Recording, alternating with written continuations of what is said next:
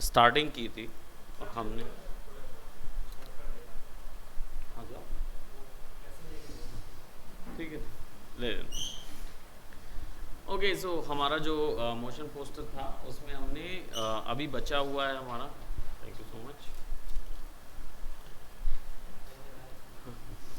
तो ये जो मोशन पोस्टर है इसमें हमें कलर करेक्शन देखना था, क्योंकि अभी हमने क्या किया था, मोशन पोस्टर सबको एक साथ रखा हुआ था, लेकिन लेयर को आपस में मर्ज करना होता है, तब तो जाके सारे सब एक साथ जैसे नज़र आते हैं। नहीं तो क्या है, सब तो अलग अलग कटआउट नज़र आएंगे, सबका लाइट अलग होगा, सबका वैल्यू अलग होगा। ये चीज़ आप लोगों ने फ़ोटोशॉप में की हुई है। जब फ़ोटोशॉप में आप दो इमेजेस को आपस में मर्ज कर रहे थे तो एक जैसा मर्ज करने के लिए आपने ये चीज़ की हुई होगी। तो यहाँ पे वही चीज़ अप्लाइड होगी वीडियोस के साथ, और ख़ासकर अभी इन केस हमारी लेयर्स के साथ। तो मैं इसको मोशन पोस्टर ओपन कर रहा हूँ।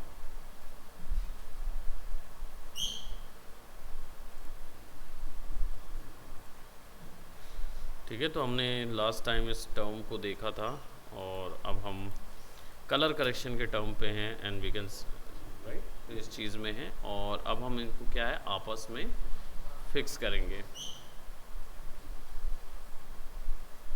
आपस में फिक्स करने के लिए we will be needing a new adjustment layer. Adjustment layer का यूज़ क्या होता है? एडजस्टमेंट लेयर जनरली यूज़ की जाती है आपके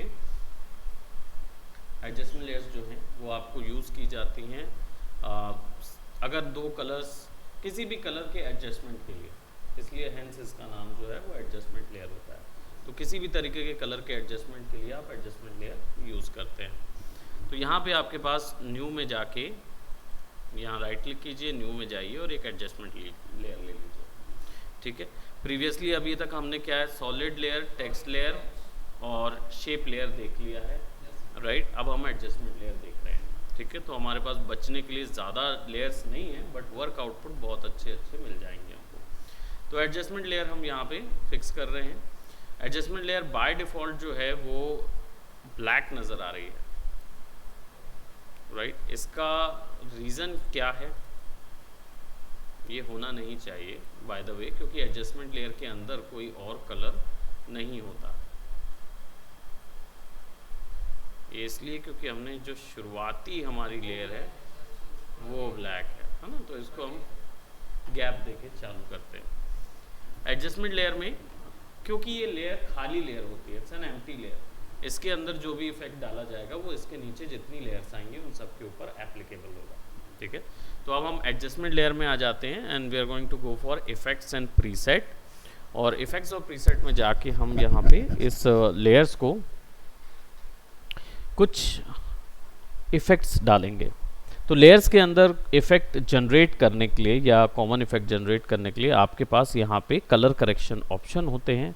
इसके अकॉर्डिंग आपके पास जितने इफ़ेक्ट आप यहाँ अप्लाई करेंगे वो सब में अप्लाइड हो जाएंगे। ठीक है, ओवरऑल।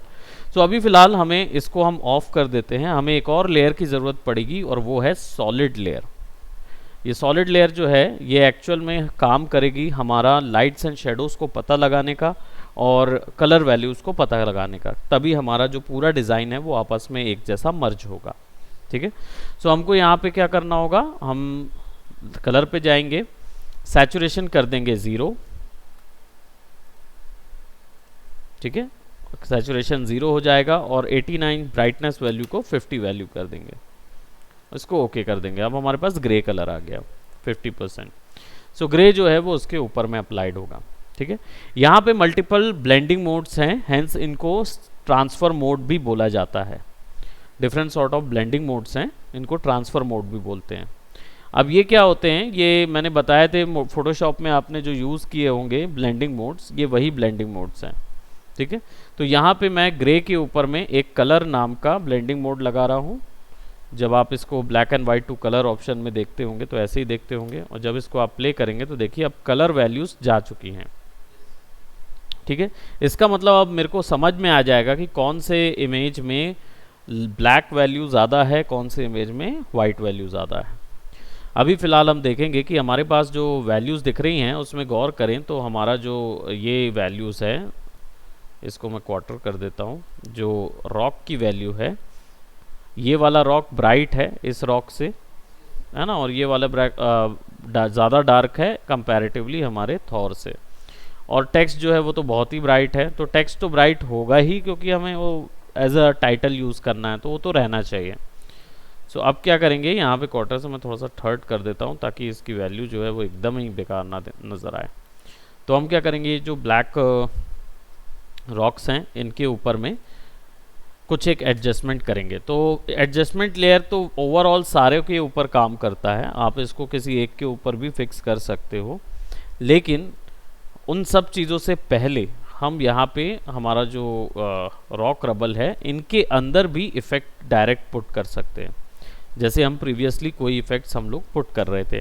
तो यहाँ पे हम क्या करेंगे, हमने कलर करेक्शन टैब के अंदर जाएंगे, यहाँ पे बहुत सारे टैब्स हैं, तो मुझे ब्लैक और वाइट वैल्यू कम करनी है, तो मैं यहाँ पे सिंपल एक्सपोजर टैब सेलेक्ट कर लूँगा, ठीक है, एक्सपोजर इफेक्ट को, और इसको क्लिक और ड्रैग कर दूंगा इसके अंदर।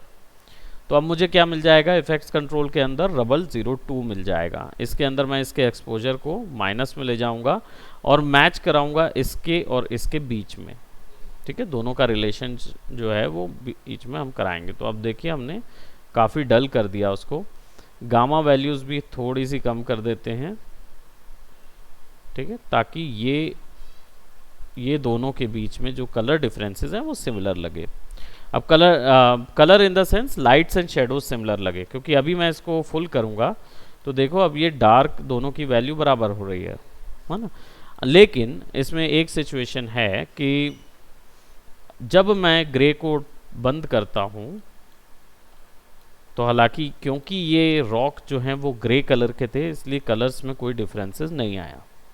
ओके, सो इसको हम क्या करेंगे, ऐसे ही रखेंगे, फिर अब इस ग्रे को ऑन कर लेंगे और अब देखेंगे हमारा जो हीरो कैरेक्टर है वो बोला। थैंक यू सो मच, इसकी ज़रूरत काफ़ी रहती है, थैंक यू।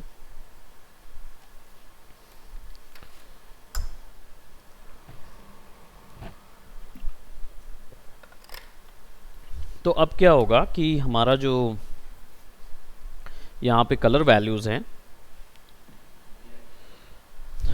इसको हमने ब्लैक कर दिया, तो अब ये दोनों मिक्स हो गए हैं। अब बात यह है कि हमारा जो थॉर है, इस थॉर का जो कलर है वो तो हम फिक्स करेंगे, लेकिन इसकी ब्लैक और वाइट वैल्यू को इसके बैकग्राउंड से एनवायरनमेंट के अकॉर्डिंग पहले लाइट्स एंड शेडोज फिक्स करनी होगी। तो क्या करेंगे, इसको ऑन करेंगे और हमारे पास थॉर की जो इमेज है, इस इमेज में भी हम एक एक्सपोजर लगाएंगे, ठीक है। इस एक्सपोजर को फिक्स करेंगे और मैनेज करेंगे एक्सपोजर, ठीक है, हल्का सा कम करेंगे ताकि पीछे के बैकग्राउंड से ये मिक्स खाए।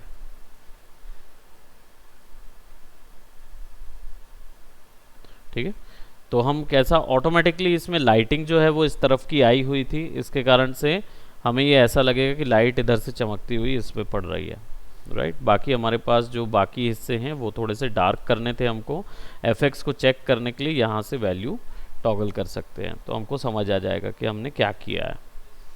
तो अभी यहाँ पे आराम से ये वैल्यूज चेंज हो चुकी हैं। हम ग्रे सॉलिड को अलग करेंगे तो आप देखेंगे तो हमारे पास जो पहले जो चमक रहा था थॉर, अब वो थोड़ा सा डार्क हो गया है, ठीक है। अब हमारे पास सिंपल करेक्शन हो गया है।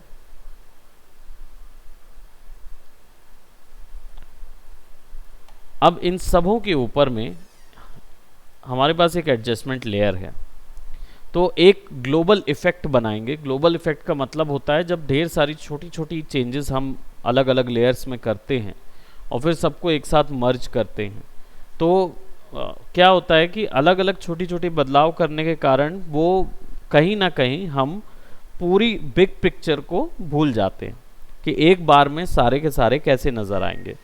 तो इसके लिए हमको क्या करना होगा, इनके ऊपर में एक ग्लोबल इफेक्ट लगाना होगा जो कि सब जगह कलर को बैलेंस कर रहा होगा ओवरऑल पूरी नीचे में। इसके लिए हम क्या करेंगे, यहाँ पे आ जाते हैं हमारे कलर करेक्शन पे और यहाँ पे कलर बैलेंस करके एक इफेक्ट होता है, उसको सेलेक्ट करेंगे, कलर बैलेंस। इसको ड्रैग करेंगे एडजस्टमेंट लेयर के अंदर अब हमारे पास क्या होगा, हर एक कलर की ब्लैक, वाइट और रेड वैल्यू मिल जाएगी। यहाँ पे देखेंगे तो शेडो, मिड टोन और हाईलाइट तीन चीजें होती हैं। क्या होती है शेडो, मिड टोन्स और हाईलाइट्स?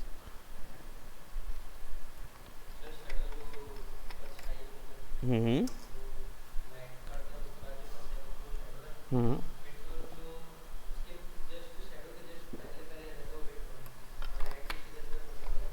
ओके। इमेज जो आप बता रहे हैं कि शेडोज लाइट के थ्रू बनते हैं और ऐसे रीड कर सकते हैं आप इस डिजिटल इमेज को। सो मिड टोन जो होगा वो मीडियम कलर होगा, और शेडोज जो होंगी वो डार्केस्ट कलर होंगे, और हाईलाइट्स जो होंगी वो ब्राइटेस्ट कलर होंगे। ठीक, ये तीनों चीज़ें रहेंगी। उसकी रेड, ग्रीन, ब्लू तीनों बैलेंसिंग यहाँ पे दिख रही है। लेकिन पता कैसे करें कि कौन सी बैलेंसिंग चाहिए? लगा तो दिए, लेकिन बैलेंसिंग पता कैसे करेंगे? तो इसके लिए आपको क्या करना होगा? कम नीतीश, हेलो। हाँ नहीं नहीं, नो इशू। सो यहाँ पे हमने ग्रे सॉलिड लिया हुआ है। इसको सिंपली हम कलर मोड में जाके इसको चेंज कर देंगे हम लुमिनोसिटी में, लुमिनोसिटी। इससे क्या हो जाएगा, हमको मिल जाएगी टोन्स। ब्लूइश टोन अप्लाइड है, रेडिश टोन अप्लाइड है। ठीक है, तो सब जगह एक रेड टोन, एक ब्लू टोन वगैरह अप्लाइड है। तो अब हमने जो एडजस्टमेंट लेयर ली हुई है, इसका यूज़ क्या होगा? इसका यूज़ ये होगा, यहाँ पे प्रिजर्व लुमिनोसिटी ऑन कर देंगे। लुमिनोसिटी एक्चुअली में ग्रे वैल्यू को बोलते हैं। ब्लैक और वाइट की ग्रे वैल्यू जो बीच में रहती है, उसके अकॉर्डिंग उसको अगर चेंज करने का है, उसके अकॉर्डिंग ये चेंज करता है लुमिनोसिटी। तो यहाँ पे जब आप लुमिनोसिटी ब्लेंडिंग मोड डालते हो तो सारी ग्रे वैल्यूज़ चली जाती हैं, गायब हो जाती हैं, और रह जाता है केवल कलर। हैंस इसलिए जब ऊपर वाला कलर वैल्यू पे आप वैल्यू डालते हो तो कलर गायब हो जाता है और रह जाता है केवल लुमिनोसिटी वैल्यू। ठीक है। सो अब यहाँ पे हम क्या करेंगे, शेडोज यानी कि सबसे डार्क रेड वैल्यूज जो होंगी, अगर मैं इसको माइनस में करूँ तो देखो जहाँ पे भी लाइट शेडोज होंगी वो चली जाएंगी। ठीक है, इसको ज़ीरो करते हैं। तो हमें चाहिए है मिड टोन की रेड वैल्यू, बहुत ज़्यादा सैचुरेशन हो रहा है,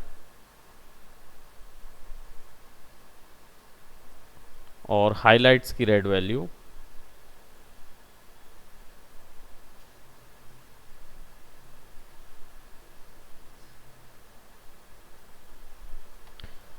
अब इससे होता क्या है, इसको ऑफ करते हैं तो देखो जो रेड होंगे,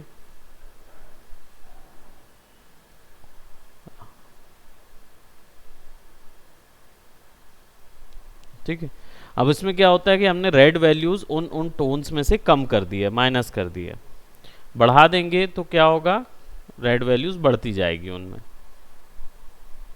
अब ये कलर बैलेंस इफेक्ट है, इसके कारण से ये कभी ओवर सैचुरेटेड नहीं जाता है ना। ये 0 to 100 वैल्यू पे ही आपको देगा और बैलेंस करने के लिए देगा। अब इसका खास चीज़ क्या है कि सबसे पहले तो अगर यहाँ पे हम ग्रे सॉलिड पे आ जाते हैं तो हमें याद रखो कि कोई भी कॉम्पोजिशन पे हमें क्या बनाना होता है, warm tone and cool tone बनानी होती है। अब warm tone and cool tone जो होती है वो किसी भी कॉम्पोजिशन में यूज़ की जा सकती है, और जनरली खासकर मूवीज़ में यूज़ ही करते हैं। तो हमको यहाँ पे अगर वो चीज़ बनानी है तो हमको क्या करना होगा, हमको जो जो रेड्स एरियाज़ हैं उनकी वैल्यूज़ में रेड और येलो वैल्यूज़ कितनी होनी चाहिए ये डिसाइड करना है। जैसे कि फॉर एग्जांपल एक इमेज जो है वो यहाँ पे शेडो, मिड टोन और हाईलाइट में डिवाइडेड है। ये पूरी जो इमेज है वो शेडो, मिड टोन्स और हाईलाइट में डिवाइडेड है। तो अगर हाईलाइट्स में आपको रेड वैल्यू ज़्यादा, येलो वैल्यू डालनी है, हाईलाइट्स में येलो डालना है, तो फिर आप हाईलाइट में रेड को प्लस करोगे और ग्रीन को भी प्लस करोगे। इक्वल वैल्यू दे दो, 59 ग्रीन, 59। तो जहां जहां हाईलाइट होगा वहां वहां येलो वैल्यू आ जाएगी, जहां जहां हाईलाइट होगा। सब जगह नहीं आएगा, ओवरऑल सबके ऊपर नहीं, केवल उन्हीं जगह पे काम करेगा जहां जहां हाइलाइट्स होगा, सबसे ज़्यादा वाइट वैल्यू जहां होगी वहीं पे। ठीक है, जहां जहां सबसे ज़्यादा वाइट वैल्यू होगी वहां येलो हो जाएगा। अब अगर मुझे यही चीज़ चेंज करनी है और मुझे यहाँ पे इसको मैं ज़ीरो कर देता हूँ, इसको भी ज़ीरो कर देता हूँ, और मुझे चाहिए है कि भाई शेडोज़ में येलो हो जाए। ठीक है, तो 59 वैल्यू या 0 to 100 वैल्यू काम कर रही है यहाँ पे, तो 50-50 वैल्यू भी डाल सकते हैं।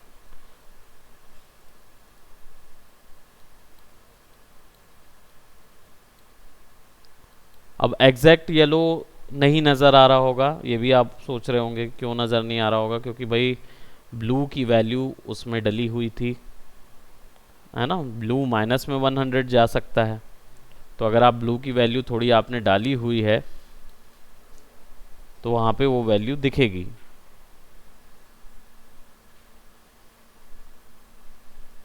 तो अब जो शेडोज़ एरियाज़ होंगे जहाँ पे सबसे ज़्यादा डार्क या ब्लैक वैल्यूज़ होंगी, वो हिस्सों में येलोइश कलर की टोन आने लगेगी।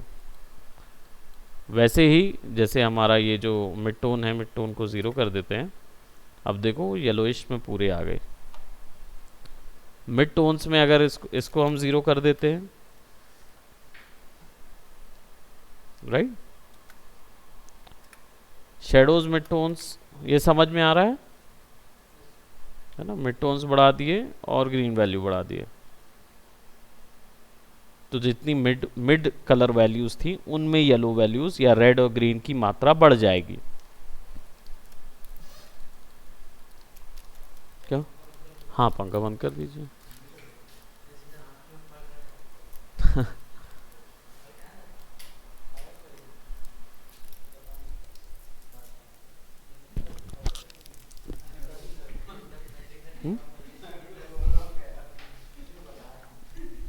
अभी ठंडी और लगेगी शायद, क्योंकि एसी चल रहा है।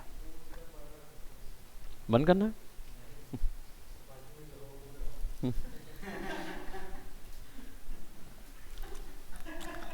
उसमें नजर लगी रही है।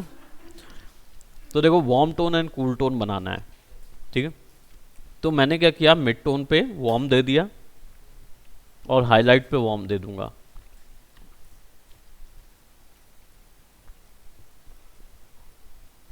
कंप्लीट, है ना। इसको मैं कंप्लीट नहीं दूंगा, 50-50% दूंगा, इसको 60-60%, क्योंकि 100% ज़रूरी नहीं रहता हर जगह। अब ये वैल्यूज़ हमने दे दी सबके ऊपर में। अब एक और कंट्रोल डी से एडजस्टमेंट लेयर ले लेते हैं।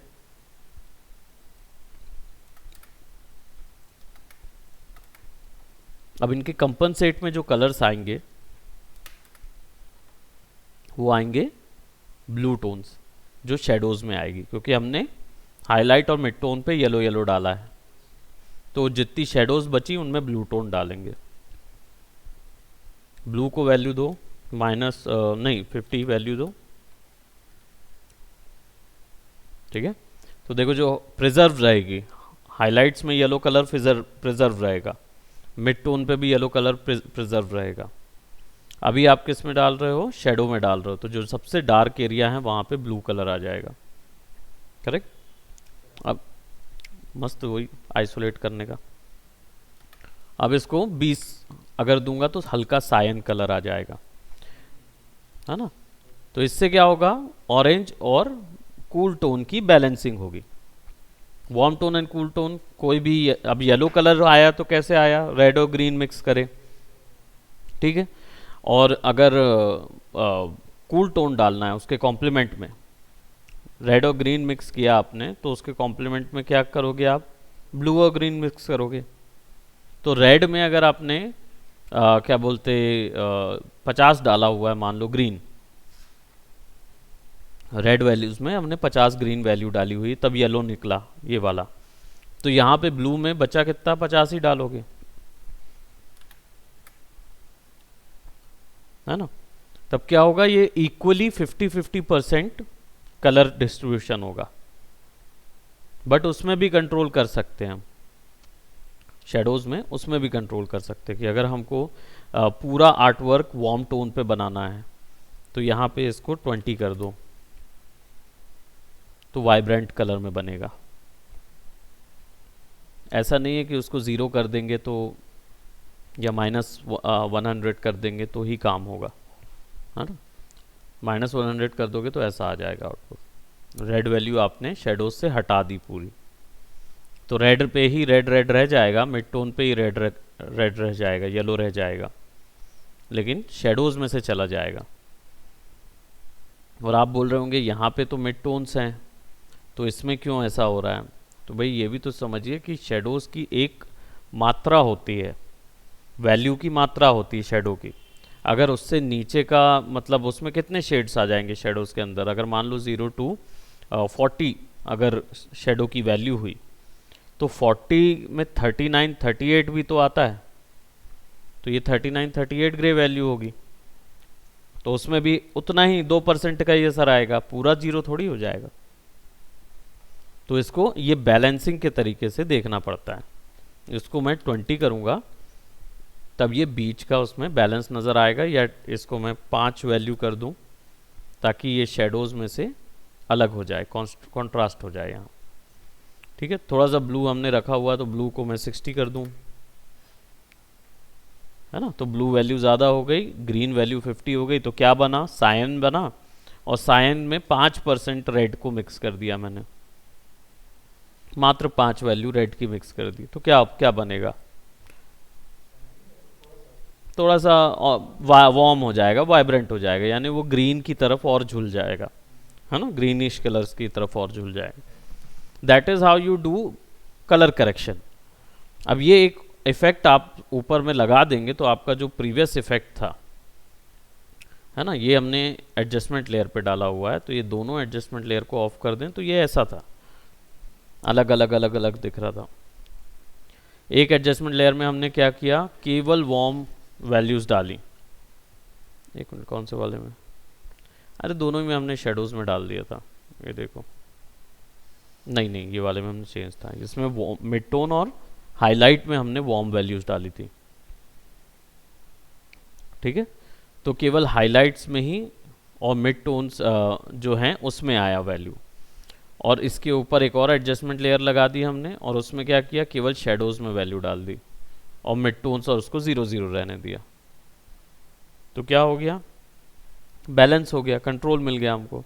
यही काम हम मास्किंग से करते थे जब कर्व लगा के करते थे, है ना, मास्किंग से आधा हिस्सा मास्क कर लेते थे और फिर उसमें वैल्यू कम करते थे। बट ये प्रोसीजरल है, इससे फ़ायदा क्या होगा कि जितनी भी विजुअल्स इसके सामने आते रहेंगे उसमें सब में ये फॉर्मूला अप्लाई होता रहेगा, तो आपको रोटोस्कोपी वगैरह कुछ भी करना नहीं पड़ेगा। ठीक है, बस इसका एक ही फ्लॉ है, वो ये फ्लॉ है कि आपको आइसोलेट करने के लिए, अगर कोई कैरेक्टर को आइसोलेट करके उस पर ये सारी इफेक्ट अप्लाई करनी है तो उसके लिए रोटोस्कोपी लगेगी ही लगेगी। रोटोस्कोपी क्या होती है, अभी आपने नहीं देखी है। रोटोस्कोपी एक्चुअली में मास्क होता है, लेकिन एनिमेटेड मास्क होता है, उसको एनिमेट करना पड़ता है ना, तो वो आगे हम देखेंगे रोटोस्कोपी।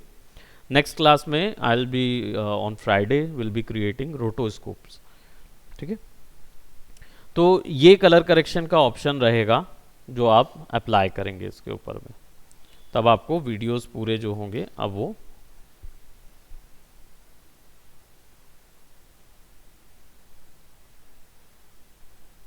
ठीक है।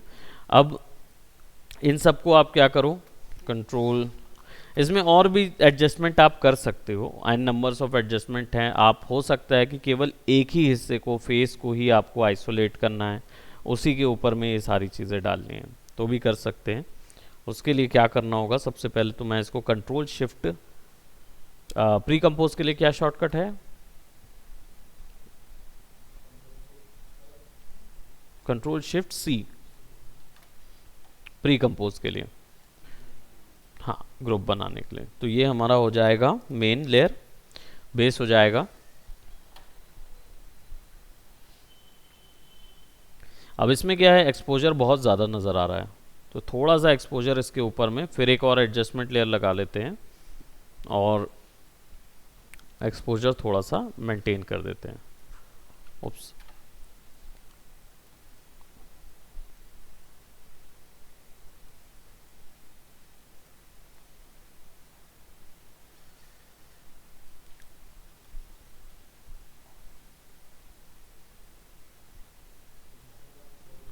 हाँ, थोड़ा सा एक्सपोजर, आई थिंक गामा जो है वो बहुत ज़्यादा।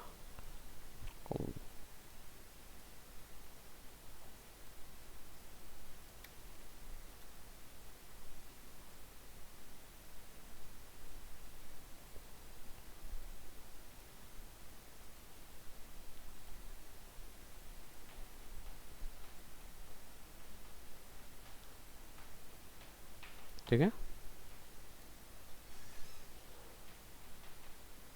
क्योंकि ये जो फ्लिकर हो रहा है ना, फ्लिकर बहुत तेज़ हो रहा है।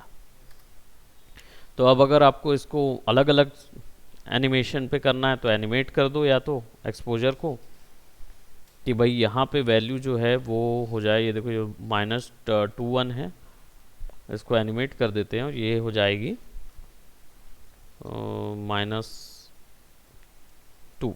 ठीक है, इसको हम क्या करेंगे, यहाँ आने से पहले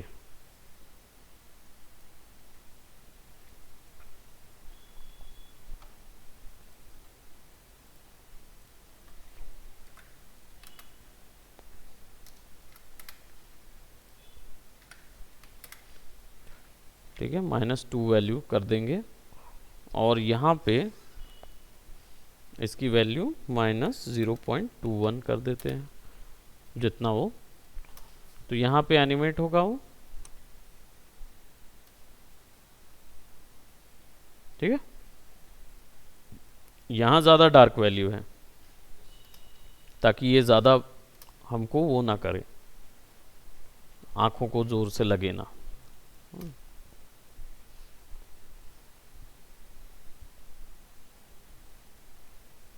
डन।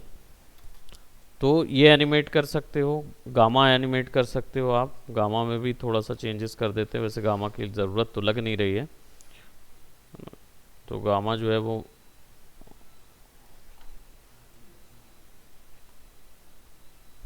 यहीं तक रहेगा,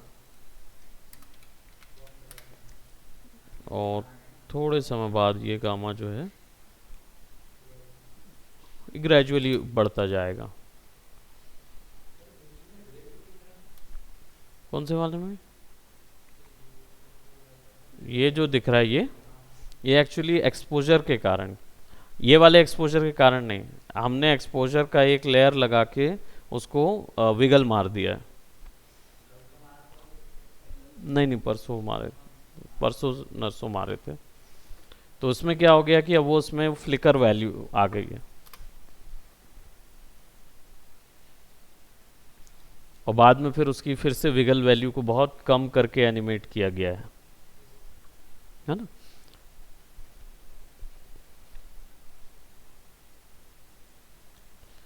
अब ये कलर वैल्यूज़ हैं जो कि आप यूज़ कर सकते हो।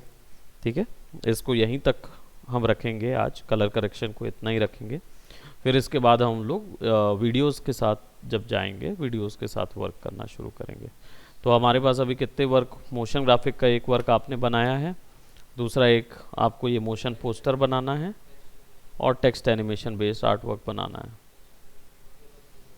हाँ, और एक्सप्रेशन कंट्रोल्स के साथ कुछ वर्क करेंगे, जो एक्सप्रेशन के साथ थे, जो कोडिंग वाला जो था। हाँ? मैंने एक बताया था, आपको भेजा है शायद, उसमें एक वीडियो लास्ट वाला भी मैं भेजा होगा, कोडिंग वाला है, तो उसको थोड़ा सा ओके उसको देखिएगा, और वो भी एक रहेगा, तो वो आपका जब ट्रैकिंग और स्टेबलाइजिंग बताऊंगा तो उसमें भी आप यूज़ कर सकते हो। तो अभी इसको इतना ही करेंगे। ठीक है, ये असाइनमेंट्स तैयार करके इसको ग्रुप में डालेंगे, और वही आपका शुभकामना का लोगो और आपका नाम और कोर्स का नेम रहेगा। हम्म,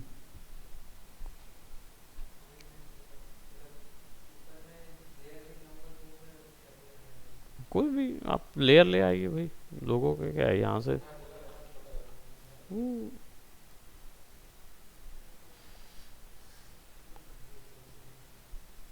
देखो जैसे कोई भी लोगो था तो आप उस लोगो को इंपोर्ट करो, ऊपर रख देना, लोगो आ जाएगा।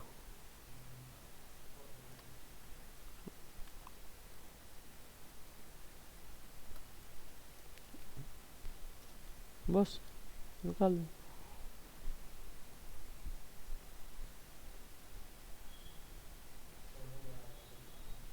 हाँ ब्रेक करने जा रहा था।